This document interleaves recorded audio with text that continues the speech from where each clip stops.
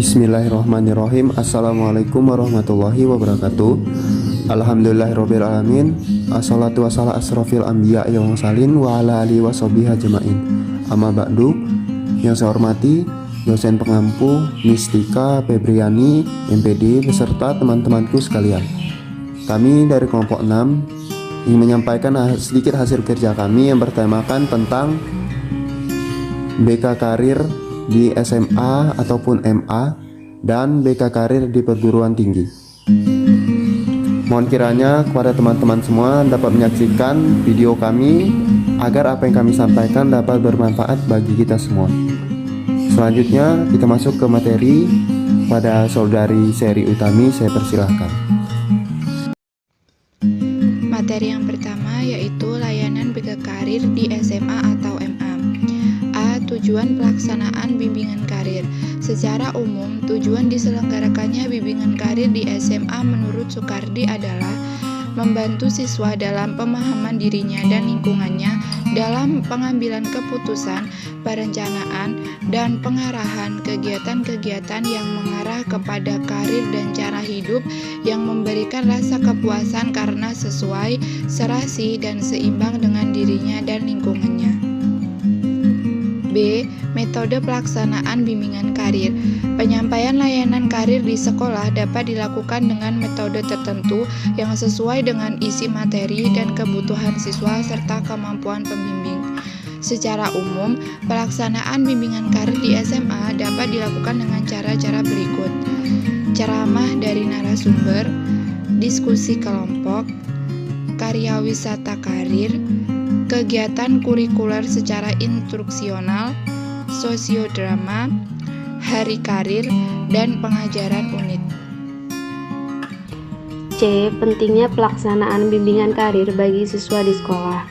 Keberadaan bimbingan karir sebagai bagian dari layanan bimbingan konseling di SMA mengandung konsekuensi terhadap peran dan tugas konselor dalam memberikan layanan bimbingan terhadap siswanya. Peran dan tugas konselor tidak hanya sekedar membimbing siswa dalam menentukan pilihan-pilihan karirnya, tetapi dituntut pula untuk membimbing siswa agar dapat memahami diri dan lingkungannya dalam rangka perencanaan karir dan penetapan karir pada kehidupan masa mendatang. Terdapat 4 kegiatan bimbingan karir, yaitu sebagai berikut. Yang pertama, pemantapan pemahaman diri berkenaan dengan kecenderungan karir yang hendak dikembangkan.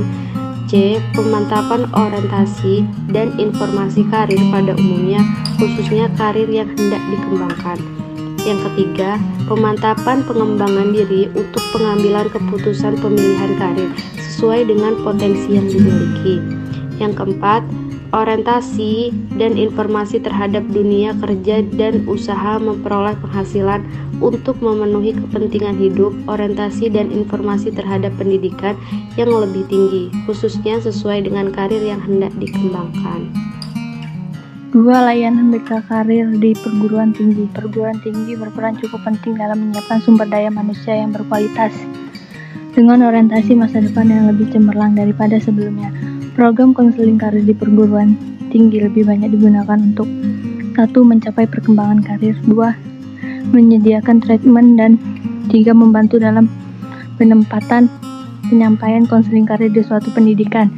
Banyak didominasi oleh tujuan dan tingkat suatu pendidikan. Satu pihak dan perkembangan individu disesuaikan dengan tugas perkembangan di pihak lain. Mulai pendidikan, setiap individu memperoleh wawasan, pengetahuan, dan keterampilan serta penanaman sikap dan nilai-nilai sesuai dengan tujuan satu pendidikan. Yusuf 2002. Setelah menyelesaikan masa studi perkuliahan perguruan tinggi, juga dapat membentuk sebuah perkumpulan dalam bimbingan karir yang bermanfaat bagi para lulusan dengan menyediakan informasi lowongan pekerjaan, seminar atau pelatihan menunjang kebutuhan dalam dunia kerja, serta menjadikan para lulusan menjadi individu yang sudah siap untuk melangkah menghadapi tantangan pekerjaan yang tidak mudah. Kesimpulan, sampai dengan sekarang ini bimbingan karir tetap menjadi salah satu bidang bimbingan dalam konteks kurikulum berbasis kompetensi dengan diintegrasikannya pendidikan kecakapan hidup Dalam kurikulum sekolah, maka peranan bimbingan karir sungguh menjadi amat penting, khususnya dalam upaya membantu siswa dalam memperoleh kecakapan vokasional atau vocational skill, yang merupakan salah jenis kecakapan dalam pendidikan kecakapan hidup, terkait dengan penjabaran kompetensi dan materi layanan bimbingan dan konseling di SMA, MA maupun perguruan tinggi. Baik, cukup sekian dari kelompok 6. Apabila ada salah kata, kami mohon maaf, kepada Allah kami mohon ampun.